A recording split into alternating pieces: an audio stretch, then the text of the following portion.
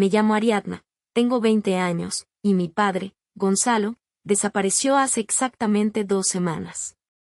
Si esto te resuena, si alguna vez sentiste que tu vida se desmoronaba de un día para otro sin explicación, por favor, suscríbete a mi canal y deja un comentario. Necesito saber que no estoy sola en esto, necesito vuestro apoyo para seguir desenterrando la verdad, porque siento que esto es solo el principio de algo muy grande y muy oscuro. El silencio en nuestra casa de repente se volvió pesado, un ente opresivo que lo llenaba todo. No era el silencio habitual de una tarde tranquila, no. Este era un silencio que gritaba su ausencia, que se metía por cada rendija, por cada espacio vacío que dejó mi padre. Su oficina, antes llena de papeles, el olor a su café recién hecho y el murmullo constante de sus llamadas, ahora es solo una habitación con luz muerta. Mamá, Adela, apenas sale de su cama. Se ha convertido en una sombra, sus ojos perdidos en algún punto invisible al final del pasillo. Íñigo, mi hermano, que solo tiene 8 años, se ha vuelto más silencioso de lo normal. Juega con sus coches en el suelo de la sala, susurrando diálogos inaudibles, como si hablara con un amigo imaginario que solo él puede ver. Pero sé que no es un juego. Sé que está intentando procesar lo que ha pasado, o lo que no ha pasado, porque nadie nos ha dado respuestas. La policía dijo que lo buscaron, que interrogaron a sus socios, a sus amigos, a los pocos conocidos que teníamos de su círculo. Pero no encontraron nada. Ni una nota, ni un rastro, ni un motivo. Simplemente, Gonzalo, mi padre, se desvaneció. Se fue a trabajar una mañana cualquiera y nunca regresó. Su coche estaba aparcado en el lugar de siempre en la estación de tren, el billete de ida en el bolsillo de su chaqueta, pero ninguna cámara lo grabó subiendo al tren. Fue como si la tierra se lo hubiera tragado justo antes de cruzar el umbral. Yo soy la mayor, y parece que la carga de la familia ha caído sobre mis hombros sin previo aviso. Intento mantener una apariencia de normalidad, preparar la cena, ayudar a Íñigo con sus deberes, hablar con mamá, aunque ella apenas me escucha. Pero por dentro, una rabia fría y una determinación férrea crecen en mí. No puedo aceptar que un hombre desaparezca así, sin más. Tiene que haber una explicación. Y si la policía no la encuentra, lo haré yo. Recuerdo la última vez que lo vi. Fue en el desayuno. Estaba apurado, como siempre, revisando algo en su tablet. Me preguntó por mis estudios, me dio un beso en la frente y se despidió con su habitual volveré tarde, no me esperéis para cenar. Nunca lo esperábamos.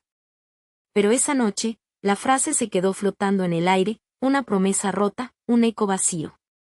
Hace unos días, mientras intentaba ordenar un poco la oficina de papá, algo que mamá no ha sido capaz de hacer, encontré una caja debajo de su escritorio. No estaba escondida, pero tampoco a la vista. Era una caja de galletas vieja, de metal, de esas que mi abuela Aurora siempre tenía llenas de hilos y botones. Pensé que sería lo mismo, pero estaba llena de documentos. Recortes de periódicos viejos, con fechas de hace más de 30 años, fotos en blanco y negro de gente que no conocía, y lo que parecía ser un diario, escrito con una caligrafía que apenas reconocía como la suya. Un diario que papá nunca mencionó, que nunca vi. Y lo más extraño, todos los nombres en esos documentos estaban tachados, y en su lugar, con una letra pequeña y nerviosa, había otros nombres, como si él mismo hubiera reescrito su propia historia. Esto no es solo una desaparición. Esto es un secreto. Y estoy a punto de desenterrarlo. Abrí la caja. El metal frío, el olor a papel añejo y tinta desvanecida me envolvieron. Dejé a un lado los recortes, fragmentos incoherentes de un rompecabezas, y tomé el diario. Sus hojas amarillentas, bordes deshilachados.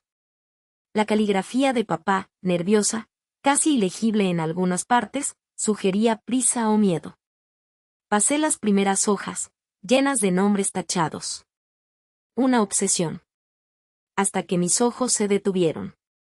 Una entrada, sin tachones, de hace 28 años. Decía, hoy, Ana ha cumplido su sueño. La cima del sueño. Cuesta creer que alguien como ella lo haya logrado. $960.0 USD. La casa es imponente, grita éxito, pero no puedo evitar el nudo en el estómago al pisar ese mármol pulido, sabiendo el precio real de esa ostentación. Nadie habla de ello. Nadie quiere recordar los cimientos oscuros sobre los que se levantan las fortunas. Ana. ¿Quién era ella? ¿Y por qué papá escribía de su casa, de su sueño, de esa manera tan ambigua? Las palabras, precio real, cimientos oscuros, resonaron como una advertencia.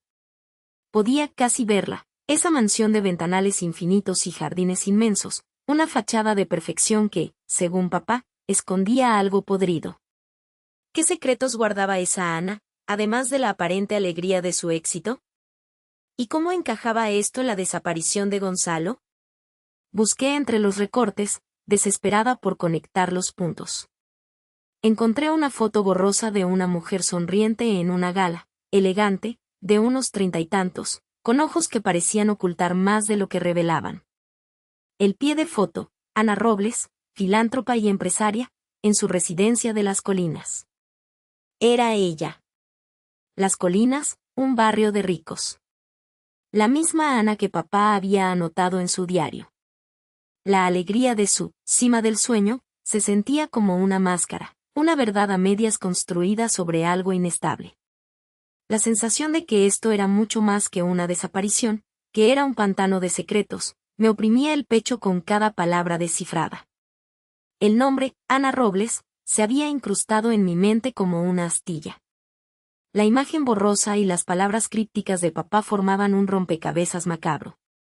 Con el corazón martilleando, busqué más sobre ella, sobre esa cima del sueño, y no tardé en encontrarlo, un viejo artículo de revista de sociedad, con fotos a todo color y un texto empalagoso sobre la inauguración de la mansión. Era de hacía casi una década, pero los detalles seguían siendo escandalosamente lujosos. El titular rezaba, Ana Robles, un sueño hecho realidad en Las Colinas. La casa era un despliegue de opulencia, salones con frescos, jardines con fuentes y esculturas, una piscina infinita. Fotos de mesas kilométricas repletas de arreglos florales y un menú de alta cocina para 1.500 invitados. Una locura. El texto ensalzaba la figura de Ana, la anfitriona, radiante y exultante, supervisó cada detalle, desde la seda de las cortinas hasta el último pétalo de rosa. Su sonrisa, una promesa de hospitalidad, iluminaba cada rincón de su hogar, un testimonio de que los sueños, con trabajo y visión, pueden hacerse realidad. Pero yo leía entre líneas. Esa radiante sonrisa, esa exultante alegría, se sentían forzadas a la luz de las anotaciones de papá. ¿Podía ser tan perfecta cuando se construía sobre cimientos oscuros? La grandiosidad me sonaba menos a éxito y más a un grito desesperado, una necesidad de cubrir algo. Entre la lista de invitados ilustres, de políticos y empresarios, encontré un párrafo que me heló la sangre. Entre los rostros más esperados de la noche, se encontraba su hermana, Clara, cuya presencia añadió un toque de misterio a la velada. Las hermanas Robles, siempre un enigma para la alta sociedad, comparten un vínculo tan complejo como los jardines laberínticos de la cima del sueño. Clara. ¿Un toque de misterio? Papá no la había mencionado. Pero una punzada de reconocimiento, como si ese nombre fuera crucial, me recorrió. Busqué más sobre ella. Los resultados eran escasos, a diferencia de Ana, que era omnipresente. Clara Robles. Su nombre aparecía en viejos recortes, a menudo ligado a escándalos menores o proyectos fallidos, siempre a la sombra de su brillante hermana. Había un patrón claro, Ana la triunfadora, Clara la otra. Algunas viejas noticias de sociedad insinuaban una relación turbulenta, plagada de envidias y reconciliaciones forzadas. Clara, con su eterna inclinación a la victimización, siempre ha encontrado difícil celebrar el éxito ajeno, leí en un foro antiguo, un comentario anónimo que resonaba con resentimiento. Una imagen se formó en mi mente, Ana, la anfitriona perfecta, sonriendo hasta dolerle la cara, mientras su hermana Clara llegaba, cargada de resentimiento. ¿Qué secretos se habrían cosido en esa mansión? ¿Sería Clara una pieza en el rompecabezas de papá? La mención de cimientos oscuros me llevó a pensar en algo más profundo que meras riñas familiares. ¿Qué sabría Clara que Ana no quería que saliera a la luz? La fiesta, esa celebración de un sueño, empezaba a parecerse a una trampa, un escenario donde se representaba una obra que, con certeza helada, había tenido un epílogo brutal para papá.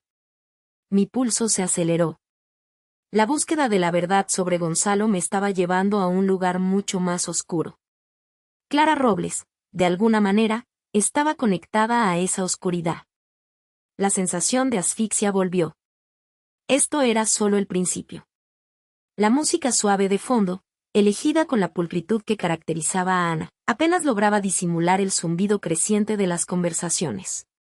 Los primeros invitados empezaron a aparecer, desfilando por el gran pórtico de la mansión, cada uno cargado con el entusiasmo predecible de quienes asisten a un evento orquestado por la anfitriona perfecta. Ana, con un vestido impecable que parecía recién sacado de una revista, los recibía como una reina en su trono, con esa sonrisa que nacía en los ojos, pero que yo sabía, muy en el fondo, era una máscara. «Ana, querida. ¡Qué maravilla de lugar!», exclamó una mujer de unos 50, con un exuberante peinado y un collar que seguramente costaba más de lo que yo ganaría en un año. La abrazó con una efusividad que me pareció ensayada, pero Ana la recibió con igual teatralidad. «Claudia. Por fin llegas, te estábamos esperando», respondió Ana, su voz modulada para la ocasión, llena de una calidez que pocas veces reservaba para la familia. Observé desde un rincón, intentando pasar desapercibida, mientras Adela y Íñigo se mezclaban con los demás. Mi madre, siempre digna, a pesar del peso invisible que cargaba por la ausencia de papá, intentaba sonreír y participar, aunque su mirada se perdía a menudo en algún punto distante. Íñigo, por su parte, se movía con la curiosidad de un niño en una juguetería, sin percibir aún la pesadez del aire. Los amigos de Ana, sus colegas del sector inmobiliario, llegaban con felicitaciones y halagos, admirando cada detalle de la casa. Escuché fragmentos de conversaciones. «Los acabados son espectaculares, qué inversión tan inteligente, realmente te ha superado, Ana».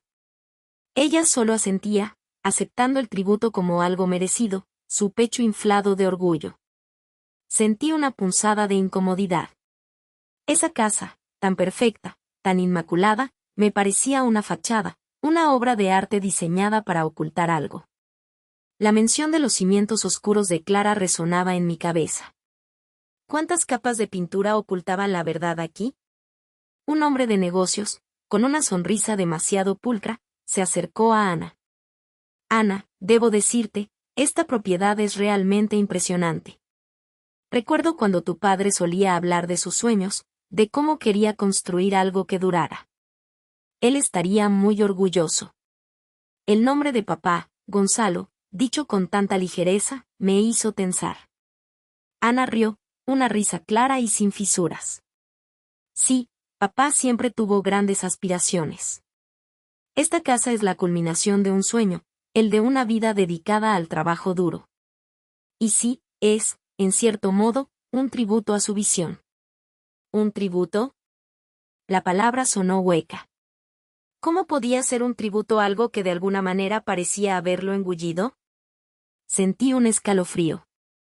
¿La visión de Gonzalo era tan retorcida como para desaparecer por ella? Me fijé en cómo Ana guiaba a un grupo de personas hacia la sala principal, señalando detalles, hablando de los materiales nobles y la luz natural. Pero mis ojos no se detuvieron en la elegancia. Se desviaron hacia las esquinas, hacia las sombras que se proyectaban con la caída de la tarde, buscando grietas en la perfección. Había algo en la expresión de Ana, en la forma en que sus ojos se detenían un instante más en ciertas paredes, una casi imperceptible tensión, como si temiera que el yeso se desmoronara y revelara algo escondido. Un camarero pasó con una bandeja de copas de champán. Tomé una, el burbujeo me parecía una burla a la quietud de mi mente. ¿Clara Robles estaría ya aquí? ¿O su llegada desencadenaría el verdadero espectáculo? La festividad me parecía cada vez más un preludio. La escena festiva, las risas huecas, las miradas de admiración, todo era un velo. Un velo muy fino que empezaba a rasgarse con cada segundo que pasaba. Y debajo, sentía una certeza helada, aguardaba la oscuridad. El champán me sabía a poco, un débil burbujeo contra el nudo creciente en mi estómago. El aire, denso con charlas educadas y el aroma de canapés caros, se sentía sofocante. Escaneé a la elegante multitud, un mar de rostros desconocidos y sonrisas forzadas, cada uno un potencial testigo o, peor, un actor en esta macabra farsa. Mis ojos se desviaron hacia la gran entrada, casi deseando que algo, lo que fuera, rompiera la monótona calma de la falsa celebración.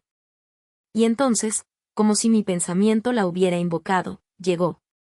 Un murmullo se extendió por el salón. No fue una entrada discreta, fue una irrupción. Clara, ataviada con un vestido oscuro, casi desafiante en su simplicidad frente al brillo general, entró a zancadas, sus dos hijos pequeños, con los ojos grandes y curiosos, aferrados a sus manos. Su cabello, un torbellino indomable de rizos castaños que no recordaba tan salvajes, enmarcaba un rostro tirante, marcado por una línea de profunda insatisfacción entre las cejas. Un aura de resentimiento, casi palpable, la precedía, disipando la ligereza del ambiente como una ráfaga de viento frío. Mi madre, Adela, que hasta entonces había estado inmersa en una conversación animada con un grupo de amigos de mi padre, se giró. Su sonrisa profesional vaciló, transformándose en una expresión de cautela, casi de aprensión. Clara no le ofreció un saludo, ni una felicitación por la casa, ni siquiera un gesto de reconocimiento más allá de una mirada fugaz y escrutadora que pareció desnudar a Adela en un instante. Había una historia no contada entre ellas, una fractura profunda que se negaba a sanar. Mis ojos se movieron de una a otra, intentando descifrar el eco de viejas batallas. Clara, sin detenerse, soltó las manos de sus hijos con un gesto imperioso y comenzó a recorrer el salón, ignorando deliberadamente las invitaciones tácitas a socializar. Sus pasos resonaban con una finalidad casi agresiva sobre el mármol pulido. Su mirada, afilada como una cuchilla, no se detuvo en las obras de arte ni en los arreglos florales, sino que atravesaba la superficie, buscando algo más. Observaba los rincones, los cimientos, la forma en que los volúmenes se unían, como si esperara que la casa misma revelara algún defecto oculto, alguna vergüenza que confirmara su propio juicio. Me di cuenta de cómo su mirada se detuvo un poco más de lo necesario en la vieja chimenea de piedra tallada en el salón principal, la misma que mi padre había insistido en restaurar antes de su desaparición, con una obsesión que entonces me pareció incomprensible. Clara apretó los labios, y por un instante, vi un destello de algo que no era solo desprecio, sino una pena antigua, casi un luto, tan profundo que me heló la sangre. ¿Qué sabía aquella mujer sobre mi padre que nosotros no? ¿Qué secreto guardaba esa chimenea, esa casa? ¿Qué provocaba tal reacción? La visión de su espalda tensa mientras se alejaba hacia la biblioteca, susurrando algo inaudible a uno de sus hijos, me dejó una inquietud persistente. El velo no solo se había rasgado, parecía haberse incendiado. La espalda tensa de Clara desapareció por el umbral de la biblioteca, dejándome con el eco de una alarma que no sabía cómo acallar. Me volví hacia mi madre, Adela, que ya había empezado a reunir a un pequeño grupo de invitados cerca del ventanal del jardín. Su sonrisa, aunque un poco forzada, desplegaba la familiar hospitalidad de siempre. Intentaba inyectar ligereza al ambiente, y casi lo lograba, de no ser por el fantasma de papá y la sombra de Clara. Y por aquí, por supuesto, tenemos el salón principal, con vistas a nuestros modestos jardines, explicó Adela, su voz clara y modulada, guiando al grupo a través del espacio. Era la perfecta anfitriona, la matriarca que mantenía la compostura incluso cuando el mundo se desmoronaba. Una habilidad que admiraba, aunque a veces me parecía un escudo. Mientras Adela avanzaba, detallando la historia de la casa, que mi padre solía contar con un brillo especial en los ojos, ahora una herida abierta, la voz de Clara, de vuelta del limbo de la biblioteca, se proyectó con claridad desde el centro del salón. No hablaba directamente con Adela, pero sus palabras estaban diseñadas para alcanzarla. «¡Qué suerte la de Adela!», dijo Clara, con un tono que mezclaba falsa admiración con una burla apenas disimulada. Algunos nacen con estrella, ¿verdad? Todo les viene dado. ¡Qué envidia! Sentí la espalda de Adela tensarse ligeramente, imperceptible para los demás, pero no para mí. Su sonrisa flaqueó por un instante, una mueca de dolor. Siguió adelante, como si no hubiera escuchado, pero yo sabía que cada palabra se clavaba en ella como una astilla. Clara, sin reacción de Adela, continuó. Caminó hacia una de las mesas auxiliares, rozando los pétalos de una orquídea, sus ojos fijos en Adela, que ahora explicaba la procedencia de la madera de la vieja escalera. Y uno esperaría que, con tanta suerte, al menos la humildad perdurara, continuó Clara, su voz elevándose. Espero que no se le suba a la cabeza. Algunas cosas son muy fáciles de perder, ¿no creen? Sobre todo cuando uno no las construyó. Ese dardo me hizo temblar. No era solo veneno, era una acusación, una alusión directa al origen de la casa o la fortuna de Gonzalo. ¿Qué sabía Clara sobre los cimientos de nuestra vida, sobre el verdadero origen de todo lo dado? Mi mirada se cruzó con la de Íñigo, que estaba cerca de la chimenea. Su rostro, usualmente impasible, mostró una punzada de preocupación. Él también captó el filo. Nos miramos, sintiendo la misma incómoda verdad. Clara no estaba allí solo para el funeral. Estaba allí para desenterrar. Y lo que desenterraría no sería un tesoro. No eran comentarios al azar. Era una excavación. Un escalofrío me recorrió, no por la ausencia de mi padre, sino por la posibilidad de que su regreso revelara ruinas. El misterio de su desaparición, hasta ahora un rompecabezas doloroso, empezaba a parecer un cofre de Pandora, listo para ser forzado por una mano sin reparos en liberar sus males. El misterio de su desaparición, hasta ahora un rompecabezas doloroso, empezaba a parecer un cofre de Pandora, listo para ser forzado por una mano sin reparos en liberar sus males. La sala se sumió en un silencio tenso tras los últimos comentarios de Clara, premonitorio de una tormenta. Adela, mi madre, intentó romper la atmósfera con una sonrisa forzada. Levantó una copa de agua, no había alcohol, por expreso deseo de papá, buscando la atención de los pocos asistentes que quedaban. Quería agradecerles a todos por haber venido en estos momentos tan difíciles, empezó, su voz temblorosa pero con un esfuerzo por sonar digna. Su presencia significa mucho para. Clara la interrumpió de golpe. Su copa se posó en la mesa con un sonido chocante. Se enderezó, sus ojos de serpiente clavados en Adela, con una mezcla de autocompasión teatral y desvergüenza. Íñigo se tensó a mi lado, sus nudillos blanqueándose. Sentía su rabia contenida, la misma que me hervía por dentro. Con todo respeto, Adela, su voz se elevó, cortante, resonando en el silencio, pero a veces las palabras se quedan cortas, ¿verdad? Especialmente cuando la verdad es tan incómoda. Sé que es un momento de luto, pero hay cosas que no se pueden callar. No con todo lo que está en juego. Adela se quedó muda, su mano aún levantada. Nadie se atrevió a moverse. Clara sonrió, una mueca amarga y victoriosa. Siempre me he preguntado cómo se sentiría vivir en un lugar así, continuó, paseando su mirada por los techos altos, los cuadros. Un lugar que vale millones, ¿verdad? 10. 15. Más, probablemente. Una verdadera fortuna. Y luego pienso en mis hijos. Mis hijos, que son la verdadera sangre de esta familia. Los que llevan el apellido, el legado. Un zumbido en mis oídos ahogó por un instante el resto, pero la siguiente frase me golpeó como un mazazo. Con todo lo que tú tienes, Adela, y con la situación actual, ¿no crees que esta casa, dijo, señalando con un gesto amplio, despectivo, el corazón de nuestro hogar, esta fortuna, debería ser para ellos? Para mis hijos. Es solo, lo justo. El aire se congeló. Los presentes miraron a Clara con horror apenas disimulado. Adela palideció hasta el blanco de la cera, sus ojos fijos en la mujer que acababa de asestarle el golpe más bajo. Íñigo soltó un gruñido. Di un paso, sintiendo la necesidad visceral de proteger a mi madre. pero la voz de Adela, apenas un susurro, me detuvo. Clara, por favor. Por favor. Clara soltó una carcajada hueca. ¿Que siga fingiendo que los cimientos de esta vida son tan puros como parecen? Sé cosas, Adela. Cosas que Gonzalo te ocultó, cosas que explicarían por qué esta casa no es solo un techo, sino el pago por una deuda antigua, una deuda que ahora, sin él, alguien tendrá que saldar. Y no serán mis hijos quienes la salden, te lo aseguro. Eso se lo dejo a la verdadera familia.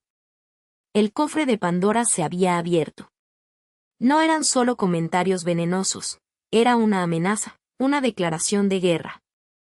La fortuna de Gonzalo, la casa, el velatorio, todo se convirtió en un campo de batalla. Y yo no entendía las reglas. ¿Qué deuda? ¿Qué secretos? La desaparición de mi padre ya no era la única sombra. Un abismo oscuro se abría bajo nuestros pies, prometiendo revelar verdades tan crueles que harían que su ausencia pareciera un bálsamo. El verdadero terror no era que Gonzalo no regresara, sino que revelaría su historia si la arrastraban a la luz. El aire se densificó, no solo se congeló. Se volvió espeso, imposible de respirar, cargado con el veneno de las palabras de Clara. Flotaron, pesadas, en el espacio que antes había estado lleno de un duelo impostado. Las miradas, antes curiosas o quizás compasivas, se tornaron en un caleidoscopio de asombro y, peor aún, de morbosa fascinación. Nadie habló. Nadie se atrevió. El silencio que siguió al estallido de Clara no era el respeto por la pena, sino el shock de lo indecible, la humillación pública exhibida sin pudor, una herida abierta en el corazón de nuestra familia, visible para todos. Sentí el calor subir por mi cuello y las mejillas. No era solo por la vergüenza ajena, sino por la propia, una punzada que me atravesaba. Por lo que Clara acababa de insinuar sobre Gonzalo, sobre la casa, sobre esa supuesta deuda antigua. Mi padre, un hombre que siempre había sido para mí un pilar de rectitud, ¿había construido nuestra vida sobre cimientos tan podridos? La idea era un puñal frío, helado, clavándose justo donde más dolía. Adela seguía inmóvil, sus ojos fijos en algún punto más allá de Clara, en una dimensión que solo ella podía ver, donde los fantasmas del pasado se materializaban y bailaban una danza macabra.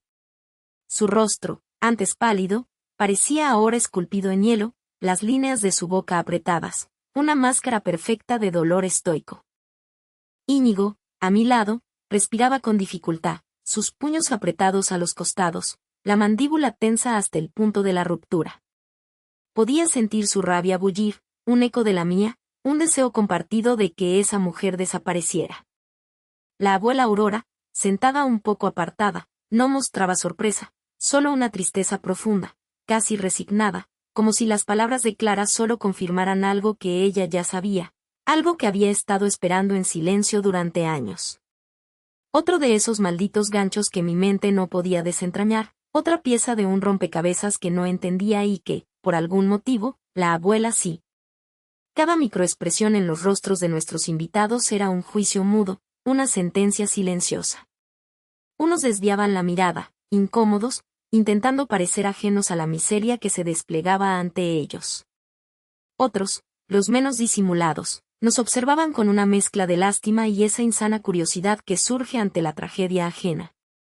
Sentí sus susurros virtuales, las historias que ya estarían tejiendo en sus mentes, los chismes que brotarían de esta escena y se esparcirían como pólvora en la pequeña burbuja de nuestra ciudad. Ya no éramos la familia en duelo, éramos el circo, el espectáculo de una desgracia que parecía tener raíces tan profundas como el propio árbol genealógico, una herencia de vergüenza. Una parte de mí quería gritar, exigirles que se fueran, que nos dejaran solos con nuestra recién descubierta podredumbre. Otra, más fría y calculadora, la que mi padre siempre había elogiado en mí, quería agarrar a Clara por los hombros y sacudirla hasta que revelara cada detalle de esas cosas que sabía. ¿Una deuda?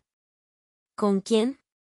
¿Y por qué esta casa, este refugio que creíamos nuestro, se sentía de repente como una jaula dorada, el pago por un pacto oscuro que jamás habíamos imaginado? La desaparición de papá ya no era el único misterio. Ahora, una red de secretos ocultos se revelaba, amenazando con desmantelar no solo la memoria de Gonzalo, sino la vida que creíamos tener, la esencia de lo que éramos. Lo que estaba por venir sería mucho más doloroso que su ausencia. Era la verdad, y la verdad, a veces, es una tortura. Clara, lejos de amedrentarse, pareció energizarse con el silencio tenso que seguía a sus palabras. Era como si el shock de Adela, la rabia contenida de Íñigo y mi propia desorientación le dieran alas. Se irguió, su voz, que había sido estridente, ahora adoptaba un tono más melancólico, casi de súplica, pero con un filo de acero oculto. Sé que esto es difícil para todos, comenzó, dirigiendo su mirada no solo a nosotras, sino a los parientes más cercanos que aún no se atrevían a moverse. Pero piensen en mi situación. Gonzalo, él no era solo un padre para ustedes. Para mí, era un hermano. Y sí, sé que Adela siempre estuvo ahí, fuerte, pero la verdad es que la vida no ha sido igual de generosa con todos. Una punzada de furia me atravesó. ¿Generosa? ¿A qué venía eso? ¿A intentar pintarnos como privilegiados mientras ella sufría? Mi madre, Adela, que había pasado años levantando esta casa, este hogar, ladrillo a ladrillo, sueño a sueño, al lado de papá. ¿Y Clara se atrevía a insinuar que ella, Adela, no había sentido las dificultades? Era un ultraje. Clara continuó, su voz subiendo de volumen, como si quisiera asegurarse de que hasta los que estaban más atrás en la sala de estar pudieran escuchar su teatro. Mis hijos, sobrinos de Gonzalo, no tienen la misma suerte. No tienen un techo tan seguro como este, no tienen las oportunidades que ellos tuvieron, las que ustedes aún tienen. Señaló con un gesto amplio y dramático la casa, como si fuera la mismísima guarida de la opulencia. Yo he tenido que sacarlos adelante sola. Después de la muerte de mi esposo, que Dios lo tenga en su gloria, la carga ha sido inmensa. Deudas, la escuela, la comida. Cada día es una lucha. Y Gonzalo lo sabía. Él siempre me dijo que, si algo pasaba, la familia se cuidaría. Que nadie quedaría desamparado.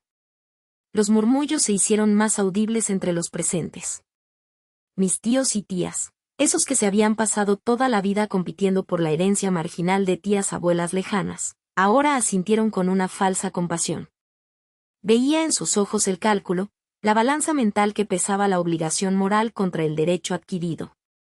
La estrategia de Clara era obvia, envolver su codicia en un manto de miseria, usar la culpa, la vergüenza familiar, para justificar su ataque.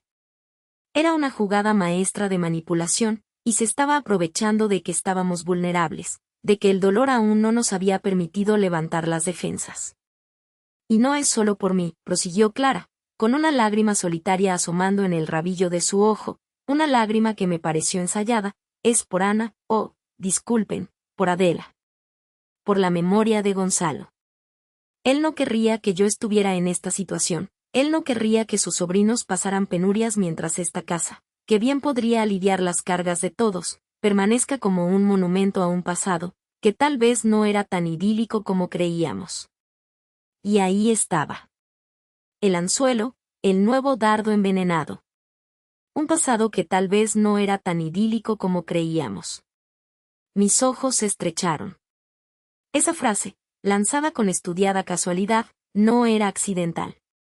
Clara no solo quería la casa, quería destruir la imagen de papá, quería manchar su memoria para que su exigencia pareciera un acto de justicia, no de avaricia. ¿Qué sabía ella? ¿Qué se escondía detrás de esa fachada de obligación familiar? ¿Había algo más que una simple deuda económica? ¿Algún pacto oscuro, alguna promesa rota que papá había hecho en el pasado, que ahora Clara se sentía con el derecho de cobrar? La vergüenza que sentía en el ambiente no era solo por su descaro, sino por la posibilidad de que sus palabras, esas que pintaban un pasado turbio, tuvieran una base real. Era como si el suelo bajo nuestros pies, nuestra supuesta seguridad, se estuviera resquebrajando lentamente, revelando abismos que jamás habíamos imaginado. La casa no era un refugio, era una prisión de mentiras y el testamento de una verdad que ahora, más que nunca, temía descubrir. El silencio que siguió a las últimas palabras de Clara no fue un alivio, sino una asfixia. Mis ojos, inyectados en rabia, estaban fijos en ella, que ahora sonreía con una suficiencia que me revolvía el estómago. Quería gritar, pero una mano delicada se posó en mi brazo, una presión suave pero firme que me hizo voltear. Era mamá. Adela. Su rostro, que antes solo reflejaba tensión, ahora mostraba una preocupación tan profunda que dolía.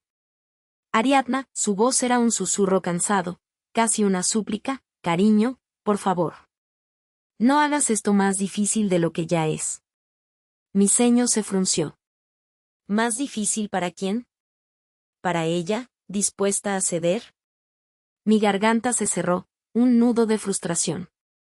Adela, sin esperar réplica, giró ligeramente la cabeza hacia Clara, una señal casi imperceptible. Clara tiene razón en un punto, continuó, y mi corazón dio un vuelco doloroso. Esta situación no es como parece. Tu padre, Gonzalo, él siempre fue un hombre con ideas muy grandiosas. A veces, esos proyectos no siempre terminaban como nosotros esperábamos. Su mirada volvió a mí, cargada de una tristeza vieja. Hay cosas, Ariadna, que tú no entiendes aún. Deudas, no solo económicas, hija. Deudas de otro tipo. El aliento se me cortó. ¿Deudas de otro tipo? ¿Qué clase de legado nos había dejado papá? Un escalofrío me recorrió. Clara, al escuchar a mamá, había adoptado una actitud más relajada, casi victoriosa, y eso solo avivó mi indignación. ¿De qué hablas, mamá?, logré decir, mi voz apenas un hilo. Papá siempre fue un hombre honrado. Él nos enseñó la justicia. ¿Cómo puedes insinuar lo contrario delante de ella? Mi mano se alzó, señalando a Clara. La expresión de Adela se endureció, un matiz gélido apareció en sus ojos. Ariadna, modera tu tono. Se trata de la familia. Y sí, tu padre era un hombre de principios. Pero los principios a veces chocan con la realidad, y la realidad de Gonzalo era complicada. Él hizo lo que creyó correcto para protegernos, siempre. Incluso de él mismo. La última frase, en un susurro, resonó como un trueno. ¿Protegerlos, de él mismo? ¿Qué secretos eran tan grandes? ¿Protegernos de qué, mamá? ¿De qué nos tenía que proteger papá? Mi voz temblaba. La verdad. Dime la verdad. Dejen de hablar en acertijos. Adela tomó una bocanada de aire, el peso de la confesión ahogándola. Sus ojos recorrieron la sala, deteniéndose en el retrato de papá, luego en Íñigo, ajeno a la tormenta. Finalmente, su mirada se posó en mí, una mezcla de lástima y resolución. La verdad, Ariadna, dijo, su voz más firme, pero llena de desolación, es más brutal de lo que tu joven mente puede procesar. Y a veces, hija, la ignorancia no es una debilidad. Es la única armadura que nos queda. Tu padre tenía sus demonios. Todos los tenemos. Pero los suyos eran capaces de devorarlo todo, de arrastrarnos a todos con